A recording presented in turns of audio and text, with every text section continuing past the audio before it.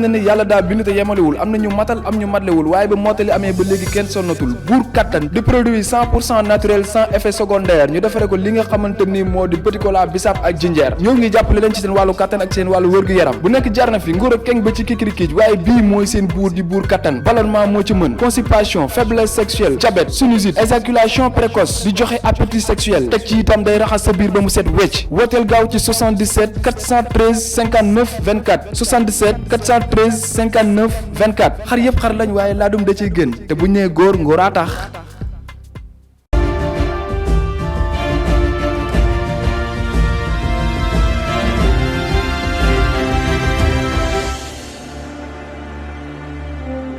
Des événements de tout ce qui s'est passé entre 2011 et 2012. Tout le combat citoyen qu'il y a eu autour de Touche pas à ma constitution, autour du M23,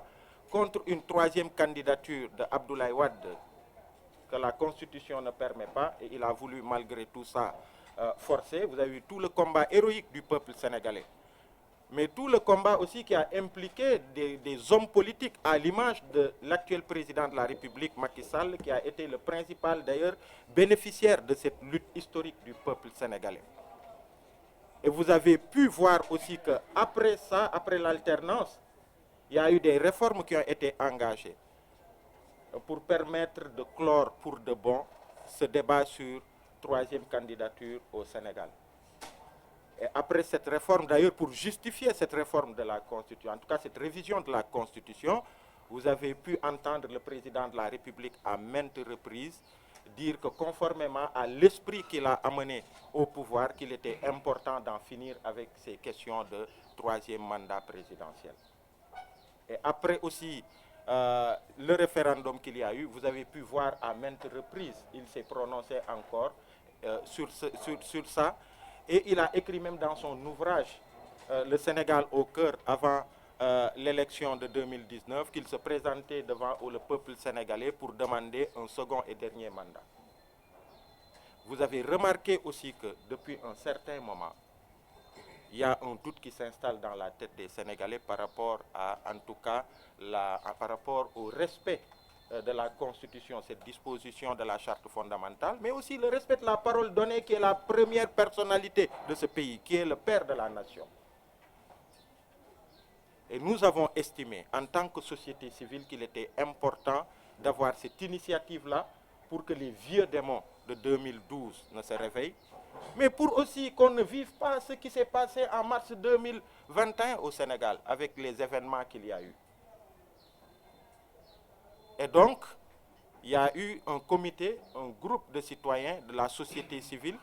qui a pris l'initiative de mettre en place cette plateforme citoyenne Diamaguène troisième mandat. Son nom parle de lui-même.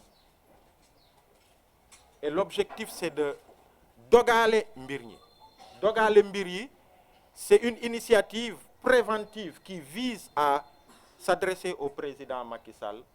pour faire en sorte qu'on ne tombe pas encore dans les travers qu'on a connus. Et c'est une initiative qui est lancée, qui va être lancée aujourd'hui et qui est ouverte à tous les citoyens sénégalais, de quelque bord qu'ils soient. Parce que la question dont il est, la problématique dont il est question transcende les appartenances.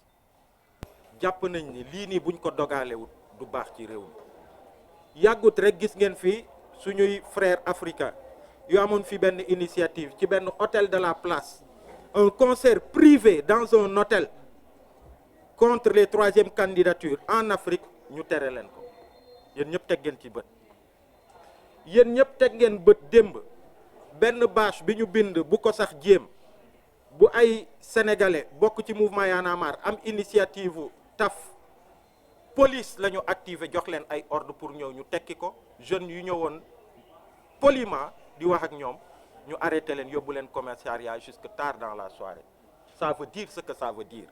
Ak yeneen ku ci nekk ci yéen mun na joxe benn prémisse bi nga xamante ni nee na fang. Loolu mooy nag pertinence su initiative bi Diamaguène troisième mandat. Et pour terminer, wax ji dina rafet, am na ni ñu koy woddee, am na ñu fi jël kaddu te loolu la parce que kuy woote jàmm dafa am ni ngay waxee. Waaye it ànd naa ak sama frère Abdourahmane Sow sur le fait que exigence la. C'est une exigence. Et l'autre chose sur laquelle je suis d'accord avec Abdourahmane Sow mooy bu amee benn bakkanu sénégalais rek bu rot parce que le président Macky Sall se serait entêté à vouloir une troisième candidature parce que il va pas réussir par A ou B Macky Sall il va partir mais bu ci entêté woo ba mu am benn bakkanu sénégalais rek bu ci rot non seulement lui mais tous ceux qui sont autour de lui commencent di def promotion ou ce projet funeste là à un moment ils en répondront devant la justice sénégalaise loolu moom na clair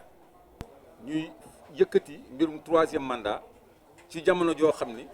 problèmes sociaux yaa ngi fi yi nga énuméré yëpp du loolu moo doon laaj may fàttali rek ne Sénégal dafa taxaw ci buntu naataange Sénégal dafay aborder sa phase de gouvernance pétrolière et minière deuxième critère u investisseurs yi ci dëkk bu ñu dem mooy stabilité politique première préoccupation wu askan bi ñi dund fii Sénégal mooy stabilité politique ak jàmm donc lii jàmm la ñu woote donc yàlla na yàlla may acteurs politiques yi maanaam opposition beeg nguur gi ñu am lucidité ba mën a transformer seen haine ak seen antagonisme bi leen di jotale pour dëppoo ci ay consensus ngir intérêt Sénégal boo gisee ñi fi wax ñëpp dañu tiit mu am ay yëngu-yëngu ci dëkk bi parce que pour ñi ko fekkeewul en 88 contre Abdou Diouf 72 jours la ñu xeex ak moom ñaari weer ak 12 mois balaa muy woote jàmm négocier juboo ak opposition bi fa nekkoon incarné par Ablaye Wade mois de mars dernier 2021 il a fallu en une semaine dëkk bi tàkk yàqu mais après lu ci mujj négociation consensus libéré détenus yeeg yooyu léegi bi yoon yàlla nañu yàlla may lucidité ñu gàttandu loolu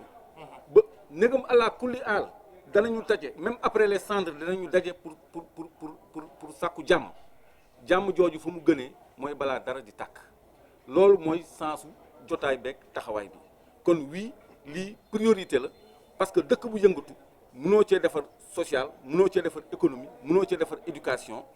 au contraire la nga ca jotoon a tabax ay décennies mën na ndërmeelu ci ay fan kon lii ñuy woote bu ko kenn xeeb parce que ñun je termine rek encore di réitérer benn ñaan di ñaan yàlla acteurs politiques yi yàlla xiir leen ci lucidité bu leen di may ñu transcender seen ay haine ak seen ay antagonisme ak seen ay opposition lépp lu leen mën ti féewale pour gàttandu jàmm pour dox jàmm gàttandu ay plutôt pour intérêt Sénégal te président Macky Sall ak ñi mu àndal ñu jox ñu ay gage de stabilité weesuwul mu décider respecter constitution bi nga xam ni daf ko tere mu am ñaari mandat loolu bu ko defee ba jàmm am xëy na ñii ñëw ëllëg li leen metti woon ci Macky yëpp danañu am xëy na xol bu leen may ñu woyafal ci lu bëri parce que bu boobaa moom aussi danañu woyafal lu bëri ci jàmm ji ñu doon sàkku donc lu mënut a nekk amul mais lépp dañ koy rafetal jiital ci jàmm sinon ay dong moo ciy tegu li xewoon mars sorewul te lii bu amaatee def naa day gën a jéggi dayoo loolu la ñëpp yëg di ko gàttandu pour bañ mu am kon yàlla nañu yàlla xiir ci loolu mais ñu lucidité boobu kon monsieur lii c'est la première des priorités. Merci beaucoup. Merci. mi woy taskatu xibaar yi askanu Sénégal ci biir réew mi ak bitim réew góor ak jigéen mag ak ndaw ñu ngi leen di nuyu ci seen tur ak seen sant maa ngi leen di digtal bataaxalu waa ay askanu Sénégal bi bind son excellence Macky Sall njiitu réewu Sénégal ndax respect sartu réew mi ak solosu sàmm sa kàddu ñun doomu réew mi booloo ci kuréel bi dajale waa société civile syndicalistes yi politique yi leader d'opinion yi kilifa yu farul fenn ak ay Sénégal yu gëm réew mi ci anam yu gën a kawe ñu ngi lay ñaan nga bañ a jéemal lu ñuy wax 3e mandat ci 2024 ndax sàmm sa kàddu ndax dëggal nga ko ci faram fàcce leeraayu suñu constitution di ndeyu sartu réew mi wone nga ci sa ndogal en 2016 suñu bi ñuy defee wone nga ci 2016 ci référendum dëggal nga démocratie ba wone ne mandat bi mën naa yem ci ñaar yemale nga ko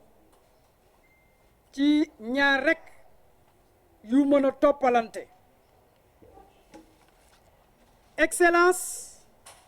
ci sa pas-pasu bopp yëgale nga ne ci mbirum 3e mandat li nga ci jàng wone na ndax ci njëkk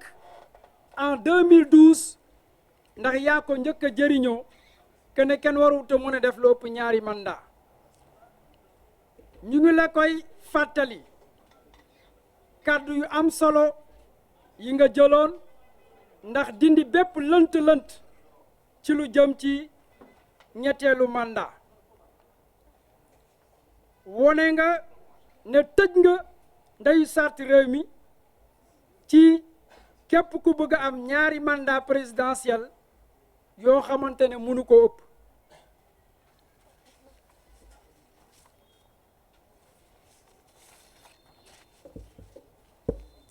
yow ci sa bopp président de la république wax nga ci sa bind téere boo bind Sénégal ci xol yi kene yaa ngi ñëw kat di ñaanaat ñu may la nga am ñaareelu mandat te mu doon sa mandat bu mujj excellence ci sa bopp yow xamal nga ko te yaa ko wax te ci kàddu yooyu la ñuy demee gis nañu ne ñun citoyen sénégalais doomi réew mi gëm nañu ne loolu nga wax mooy li wër ndax fekke nga ba ñu yeesalaat sartu réew mi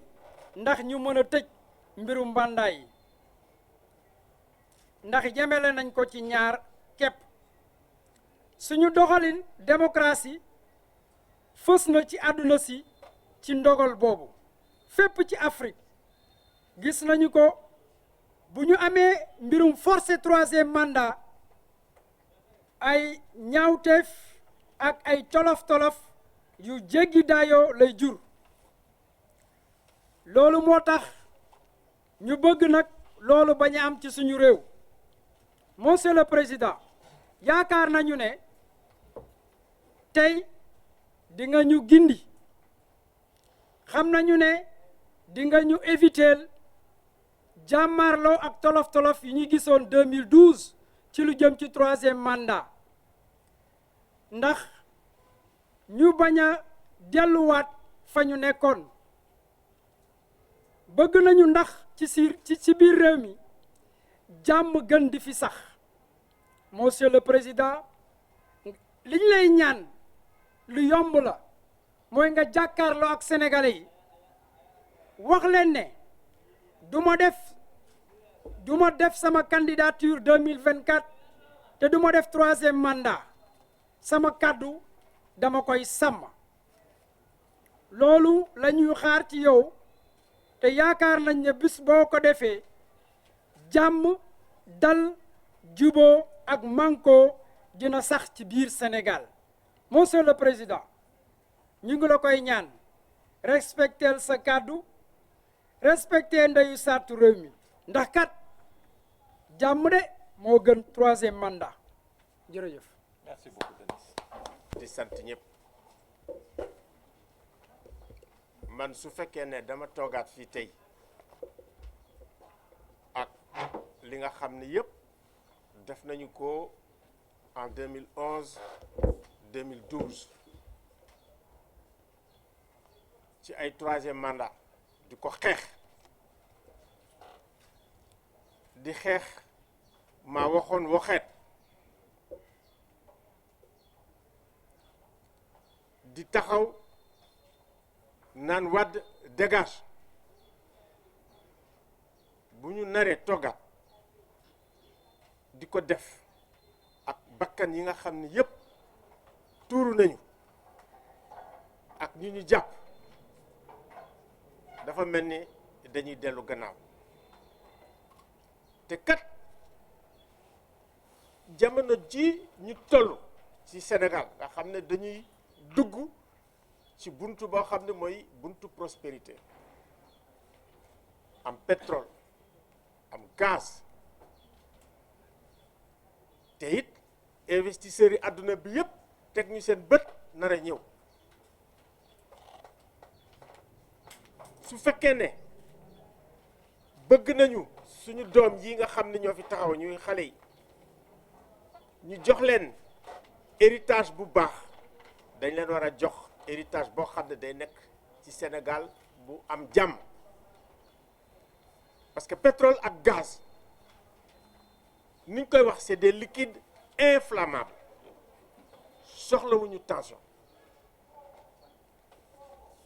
te li ñu soxla 2024 mooy débat démocratique boo xam ne dinañu mën a tax ñu tànn ci bu ñu neex débat bu ubbeeku waaye bu ñu duggee ci troisième mandat comme niñ ko defee ci contexte boo xam ne dañuy xool crise yi ñu wër yépp coup d'état yi am yépp parce que nag bu ñu yaakaar ne Sénégal dafa immunisé ci crise yi nga xam ne dafay xew Sénégal amul immunité donc moo tax ñuy woote ne jàmm moo gën troisième mandat te jàmm ji lenn rek moo ko mën a andi maanaam président sàmm kàddoom lenn rek moo mën a tax ñu am jàmm fitna bañ a yeewu fii mooy mu sàmm li nga xam ne moo ko wax te li tax mu wax ko xam nañ ko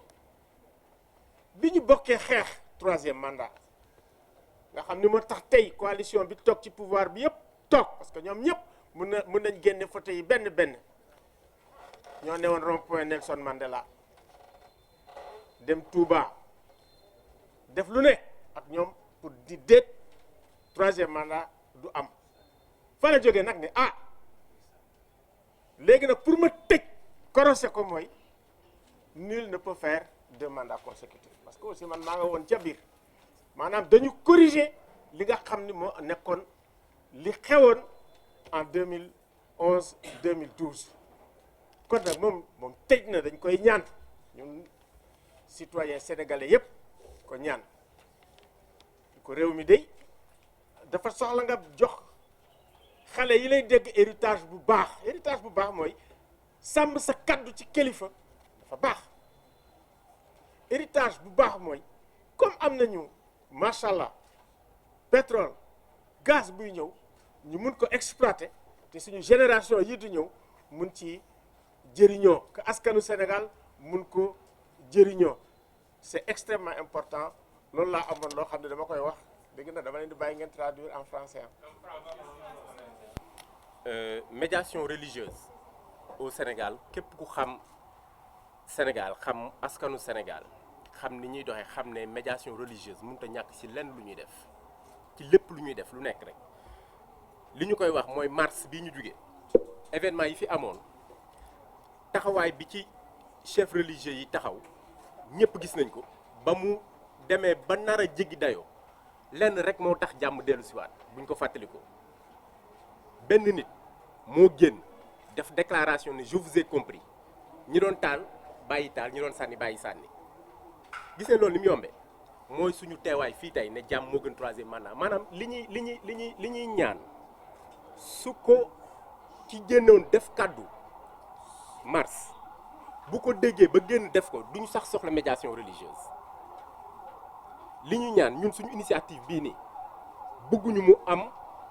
am fan wu gudd xam nga bu amee fanu gudd mooy wane ne li ñuy ñaan ki ñu koy ñaan dégg ko te xaj na jàmm ji ñuy wootee moom bëgg ko lii ñuy wax tamit lettre ouverte la lettre ouverte nii ñu ko liire lañu ko ñun ñëpp signé waaye noonu la ko yéen tamit journalistes yi noonu ngeen ko war a signé ndax dañoo bokk Sénégal noonu la ko ñeneen sénégalais war a signé li ñu bëgg mooy am des dizaines de millions de sénégalais yu signé lettre bi ndax signé ko mooy wane ne jàmm moo la gënal ay ku ko signé wut da nga wane ne ay moo la gënal jàmm même président de la république bu fekkee dégg na li ñuy wax te bëgg Sénégal jiital Sénégal war na tax mu ñëw fekk si ñu ne man de fi ngeen may woo fa laa leen di fekk si ndax jàmm ma gënal loolu nag mooy suñu yitte te loolu mooy yitte chef religieux yi moo tax lii ñuy wax it dañ koy wax ci olof ngir bëgg ñi ñuy déglu ci dëkk yu sell yooyu suñu kilifa yu tedd yooyu mën ñoo dégg ba ànd ak ñun ci xeex bii ñu wax leen bu baax ne leen li xewoon Sénégal 2011 2012 ñàkk a dégg askanu Sénégal ñàkk a nangoo ànd ak bëgg-bëgg Sénégal yi moo ko indi woon waaye li Sénégal yëpp bëggoon bu ci ñi ñu jiite nga xam ne ni tuuti lañ ci ñun bu ñu àndoon ak ñun ci suñu bëgg-bëgg boobu fukki nit ak lu teg duñu fa faatu lii ñuy wax bañ deret tuuru bañ ñu yegg fa ñu yeggoon bañ musiba am bañ fitna am moo tax ñu koy wote ku bëgg jàmm nag taxawaay boobu lay taxawee ngal la président ngal la ñi ñu jiite nañ ñu nangoo déglu te ñëw ànd ak ñun ci sàmm suñu jàmm ji ñu ñëpp nawe te loolu la ñuy wooyee suñu chef religieux yi. article 27 dafa njëkk a bind ne le mandat il est de 5 ans ñu préciser ne constitution bi lëndëmul dafa leer nañ parce que bu ñuy jàngale droit dañuy wax ci université yi ñu ne texte bu leer kenn du ko interpréter dañoo tere sax ku ko interpréter texte bu leerul ci lañ koy interpréter te texte bi ki ko bindlu at yi yëpp mu ngi interpréter ñu ngi dégg lam ci namoon kim ko bindaloo interpréter na ñu dégg ñi jege woon président de la république interpréter nañ ñu dégg président def ci bind téere bii may wone nii Ismaïla Madior Fall actuel ministre am moom moo ko bind téere bi ci réforme 2016 bi kese lay wax te message bi li ci nekk mooy réglé nañ ñoom problème yi waxi 3e mandat réforme 2016 bi tourné na page bi kon mënuñoo comprendre ñu ñëw ba tey ñuy andiwaat waxi 3e mandat ak ay interprétation yoo xam ne teguwul fenn parce que droit aussi bonne foi def ko war a accompagner parce que buñ duggee ci terrain mauvaise foi nit ku ne lépp loo wax mën nga cee génn même bu fekkoon texte bi leerul bu ñuy interpréter dafa am yoon bu ñuy interpréter ci droit dañuy wax ñu ne booy interpréter ci droit li nga war a njëkk a xool mooy ki doon bind lu texte bi lan la ci namoon loolu ngay njëkk a xool parce que xëy na mën na ci namm lii mbind mi xaw a dëng bu boobaa dañuy xam ne njuumte mi ci mbind mi la mais loolu sax amul fii parce que président moo wax mu ne te na ma fàttali aussi ne président bi muy demandé ñu fal ko 2011 demandé wul lu leer la ñu waxoon def ñu ne woon mandat bi 7 ans la soxlawuma 7 ans bu ngeen ma falee 7 ans damay wàññi ñaar yi mu ñëw dugg moog ay juriste am ba génnaat ne ñu conseil constitutionnel nanguwul ma wàññi mandat bi moo tax ma def 7 ans mu ñëwaat ne ñu may leen ma 5 bu ngeen ma mayee 5 mooy sama bu mujj ñu jox ko 5 xanaa ku waroon am 10 mujjee am 12 léegi ñu ne ñu non bu njëkk ba léegi bokkatu ci et puis liñ ciy dolli aussi mooy xanaa président deful réforme 2016 bi pour defal ko président yi ñëw après moom parce que bu boobaa du am sens voilà. C'est bon, merci beaucoup. De la société civile, de l'espace politique, des personnalités indépendantes et qui rappelle effectivement un pan, une histoire de notre démocratie. C'est une tribune qui regroupe en tout cas des personnes comme Alioune, des cadres comme le M23, comme Y en a marre, dont l'engagement avait porté sur une résistance, une érection populaire face à une volonté d'une 3e candidature du président Abdoulaye Wade. Et tout ce qu'on a vécu, qu'on a connu comme conséquence en tant que citoyen sénégalais. Le doyen Tine l'a dit tout à l'heure, c'est très désolant, c'est même absurde que 10 ans, 11 ans après, que les mêmes figures soient retrouvées, certainement avec des jeunes qui n'étaient pas tellement aguerris par rapport à la question, pour reprendre le flambeau sur la même question. Alors, pour aller vite et prendre en charge la préoccupation du journaliste, il faut tout justement dire que cela cadre avec une préoccupation que personnellement j'avais dans la lecture de ce texte en wolof. En wolof, nous disons ñi ngi ñaan. Ñi ngi ñaan, ça revient, ça revient. Mais fondamentalement, il faut que vous sachiez que ñaanuñu. Duñu ñaan, dañuy rafetal wax parce qu'on s'adresse au président de la République et parce que nous sommes en train d'anticiper sur la survenue de problématiques qui pourraient être fatidiques à cette nation, à ce peuple. Mais en réalité, nous exigeons à ce qu'ils respectent. Nous exigeons à ce qu'ils respectent et à ce qu'ils se soumettent aux termes de la Constitution sénégalaise en son article 27. D'abord, avant d'aller dans une dimension de morale pour dire qu'il doit respecter sa parole. Mais au-delà, c'est une disposition constitutionnelle qui le lie et qui l'oblige à ne pas se présenter en 2024 en tant que candidat. C'est la quintessence de ce texte que nous avons en tout cas écrit et que nous avons soumis à son attention. muy leer ci képp koo xam ne mi ngi ñuy seetaan ñaanuñu wax bi mën na rafet ñu ne dañuy sàkku mais dañ nekk ci réew moo xam ne ay charte dañ ñëw tënk ko moom mi ko bind lu wax ngeen ko sànq c'est lui le législateur suprême qui a demandé à ce qu'on rédige une loi pour empêcher plus de 2 mandats consécutifs. Ses collaborateurs ñu nekk ci bopp ay institutions on peut les citer le ministre de la Justice le Ismaïla Madior Fall, l'ancien ministre premier ministre Mimi Touré, Boun Abdallah, ils font nombre à avoir en tout cas attesté de la profondeur de l'importance que nous accordons aujourd'hui à ces termes. 2 mandats consécutifs kenn mënul ci àddina jàll ko Ismaïla Madior Fall dafa doon wax je me répète ba muy ñett ne pour Sénégalais yi dañu am problème ak texte yi mais moom comme que ku jege président la président bi am l'esprit de la lettre de cette constitution bëgg ñoo xamal ni bi muy dem référendum moom mu wax ko il n'était pas question de revenir sur le nombre de mandats c'est déjà réglé par la constitution de 2001 le président de la République monsieur Macky Sall moo ko wax la ñuy yóbbu référendum mooy benn ci mandat yi bu 7 ans bi la ñuy wàññi def ko 5 ans mais li jëm ci nombre bi mënu ci dara mët na jeexal na mu wax ko ci ay bërëb yu bëri loolu la ñuy wax constitution loolu la ñuy wax loi loolu la ñuy wax droit mu tënk Sénégalais li junj nag gën a junj suñu bés bii mooy li ñu gis dafa dalul suñu xel mais nag ñu am de la bienveillance lu olof naan atte artu moo gën atte ñu xamal ko ni jàmm lañ bëgg ci réew mi Alioune Tine wax na ko sànq dafa am ay enjeux géopolitiques et géostratégiques yoo xamante ni c'est un danger même pour le Sénégal buñ ci bëgg boolee loolu nga xam ne la ñuy wooyee la malédiction des ressources naturelles mu indi fi fitna wu damay dem 3e candidature ba ñu nar a génn di dóoranteeg moom il faut qu'il soit prêt à en assumer moom ak ses collaborateurs qui l'incitent à violer la loi et à parjurer que les conséquences bu ci mënti am ñoom ñooy nekk les premiers à l'assumer parce que dans cette dynamique vu l'expérience qu'on a eue dans le cadre de combats démocratiques nous n'allons pas avoir la même approche nous n'allons pas commettre les mêmes erreurs mais nous reviendrons plus déterminés et plus tranchants sur la question. Merci beaucoup. Et au-delà même il faut qu'on change de paradigme il faut identifier toutes ces personnes qui prennent sur elles d'inciter le président de la République à violer la loi de les mener à la haute cour de justice pour haute trahison et complicité de haute trahison. Il n'est plus question que ay nit ci seen i sago parce que seen i njaboot ñi ngi ci pouvoir parce que xaalis baa ngi dem seen poche ils sont prêts à sacrifier tout un peuple indi guute ci réew mi après ñu ne fourage daal di xëdem il faut mu leer seen bopp na ñu amee sañ-sañ ñoom ne jaral na leen ñu taaw réew mi ci ay yëfu ñàkk fayda yoo xamante ne réglé woon na ko ba pare il faut ñu xam ne que ñun fondamentalement wallahi azim lu mu ci laaj dañ koy def danañ ko tàmbalee nag ci jàmm ak rafetal. Merci beaucoup. Mais fu mu war a yegg rek ci kàttanu suñu borom dina fa yegg. Merci Wasalaam. beaucoup. Même ne pas parler, mais je vais rappeler simplement que M. Macky Sall est en train de rater encore une fois vraiment le train de l'histoire. Je me souviens que 2015-2016, j'avais dit à un journaliste, le président Macky Sall, en renonçant aux 2 ans supplémentaires sur les 7 ans, qu'il pouvait entrer dans l'histoire de l'humanité. Parce qu'aucun président au monde n'avait jamais fait cela. Malheureusement, il est venu dessus.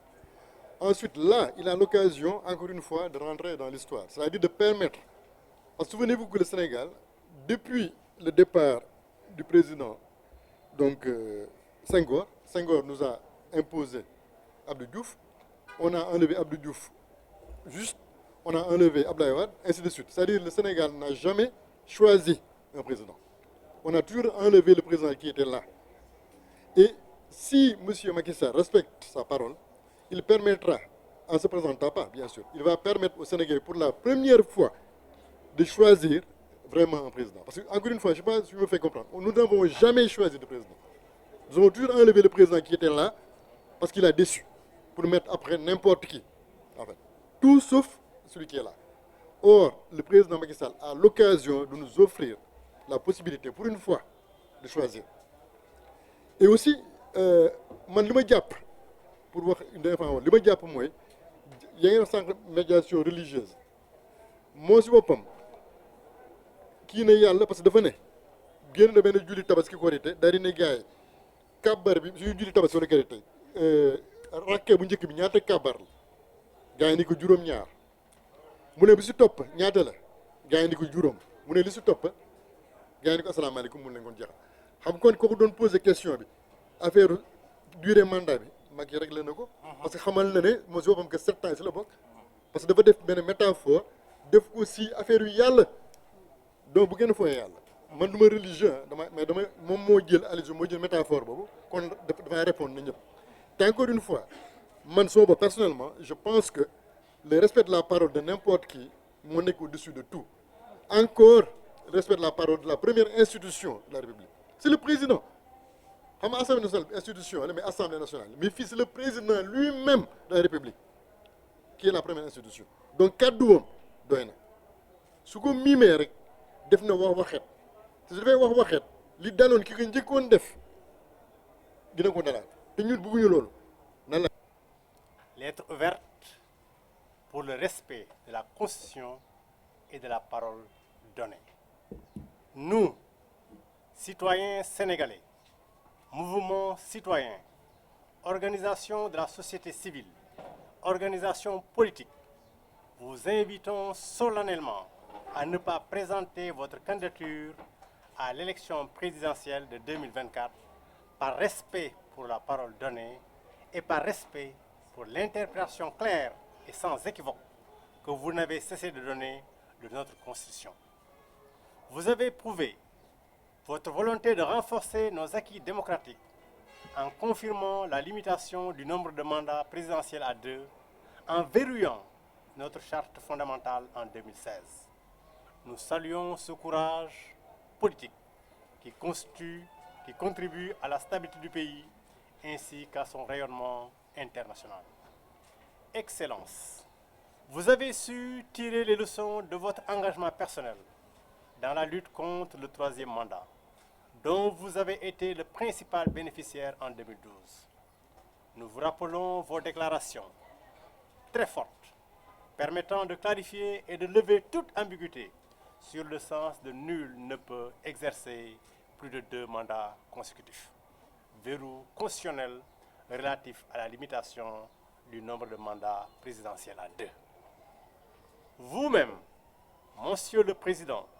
avez dit et répété à maintes occasions, avant votre réélection en 2019, que vous n'aviez pas la possibilité de faire plus de 2 mandats consécutifs. Vous l'avez clairement indiqué dans votre ouvrage « Le Sénégal au cœur 2019 » en précisant à la page 165. Et me voici de nouveau devant vous en vue de solliciter votre confiance pour un second et dernier mandat. Nous, citoyens sénégalais, n'avons aucun doute que cette disposition est très clairement comprise à votre niveau, car en tant que témoins de la réforme, nous savons tous, aussi bien dans l'esprit que dans l'être légistique, la limitation des mandats à 2 est sans équivoque et définitivement ancrée dans la loi fondamentale qui organise le mode de représentation et des mécanismes démocratiques de notre République. Partout en Afrique, les conséquences d'un forcing pour les 3e mandats ont été particulièrement tragiques et lourdes pour les populations. C'est pourquoi Monsieur le Président, nous, citoyens, tenons à éviter à notre pays un scénario de chaos. Pour nous éviter une telle catastrophe, dont les conséquences pourraient être encore plus dramatiques que le bilan 2012, nous vous invitons, Monsieur le Président, à faire une déclaration ouverte pour lever toute équivoque et installer définitivement le Sénégal dans des conditions de sérénité, de paix et de stabilité durable. Monsieur le Président, de grâce, respectez la Constitution, respectez votre parole ndax jàmm moo gën troisième mandat. Je vous remercie. na ni yàlla daa bind te yemalewul am na ñu matal am ñu matlewul waaye ba mottali amee ba léegi kenn sonnatul buur kattan di produit 100% naturel sans effet secondaire ñu defare ko li nga xamante ni moo di petit cola bisaab ak jinjeer ñoo ngi jàppale leen ci seen wàllu kattan ak seen wàllu wërgu-yaram bu nekk jar na fi nguur ak keng ba ci kikirikiij waaye bii mooy seen buur di buur kattan ballonnement moo ci mën constipation faiblesse sexuelle diabète sinusite éjaculation précoce di joxe appétit sexuel teg ci itam day raxas sa biir ba mu set wecc wooteel gaaw ci 77 413 59 24 77 413 59 24 xar yëpp xar lañ waaye laadum da ciy gën te bu ñu nee góor ngóoraa tax